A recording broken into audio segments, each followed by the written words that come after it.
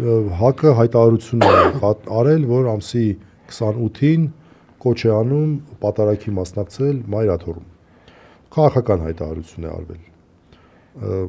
Այդ հայտարարության հետ կապված մտավախություն կա, որ այդ օրը Նիկոլ Փաշինյանը իր հերթական հարձակումն է գործելու եկեղեցու նկատմամբ, թե ուղղակի սա այսպես նախականխիչ նշանակություն ունի։ Նախ սկսենք մի այլ թեմայից, ո՞նց են տղեկը։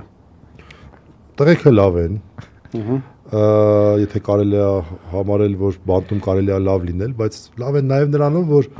իրենց գործը սենց շարունակվում է, այս անգամ էլ չնայած նրան, որ ժողովրդավարական բաստիոնի բանտերում մարդկանց լավ են պահում։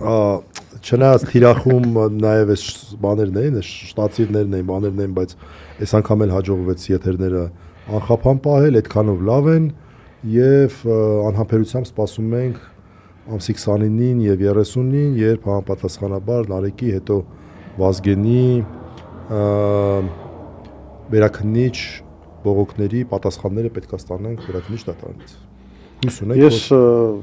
իմ պարտքը համարեցի անպայման գալ, մասնակցել այս ոդկասթին, որովհետև ես դրանով նաև ուզում եմ իմ աջակցությունը հայտնել հրապարակայնորեն Նարեկ Սամսոնյանի եւ Վազգեն Սաղաթելյանին, որովհետև իրանք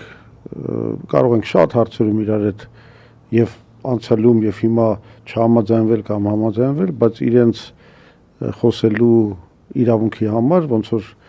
Վոլտերն էր ասում, ես պատրաստ եմ զոհաբերել իմ կյանքը,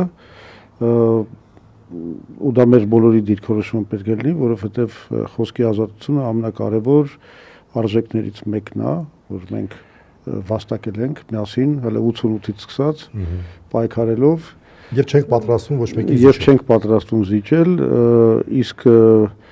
վտանգները իրականում այդ սպառնալիքները շատ լուրջ են, որովհետև երկրի վարչապետը կարծես որոշել է, որ ինքը այլևս կարող է բացարձակ բանի տեղ չդնել ոչ սահմանադրությունը, ոչ օրենքները, ինքը որոշի ով հանցագործ է, ով չի, մեկի գրպանը գցի անգամ ոչ թե նարկոտիկ, այլ նարկոտիկ գցելու մասին, այլ նարկոտիկ գցելու մասին մեղադրանք, գրպանը գցի նարկոտիկ գցելու մեղադրանք, բայց դա ֆանտաստիկ բան է, էլի։ Իսկ թվում է մեկ բան է, Նիկոլը մեր վրա, ասենց ասեմ, այս ժամանակակից ժարգոնում ղժում է, էլի, այտենց ասում է, էս էլ կարամ անեմ, բան, ու դուք ժողովուրդ կմարսեք դա, բայց սենց կարող ենք ծիծաղել, խնդալ, բայց իրավիճակը իրականում սպառնալից է, որովհետև ես չեմ կարծում, որ հիմա հանրության ռեակցիան բավարար է այն հանցագործություններին, որ կատարում է անձամբ վարչապետը։ Անձամբ վարչապետը այսօր կատարում է հանցագործություններ։ Ինքը հարձակումներ է սկսել մեր հասարակության վրա, մեր ժողովրդավարական ինստիտուտների վրա, մեր ժողովրդավարական ազատությունների, քաղաքացիական ազատությունների վրա, հայ առաքելական Սուրբ եկեղեցու վրա, ինչ մեղադրանք կուզեն կդնեն, ինչ եկեղեցի կուզեն կգրավեն, առանց որևէ իրավունք ունենալու համար, իրենք կուզեն կարգալույծ կանեն, ինչ որ քահանայի մյուսին հակառակը կարգալույծ եղածին կտրամադրեն ապօրինաբար սեփականատիրոջից վերցրած եկեղեցին,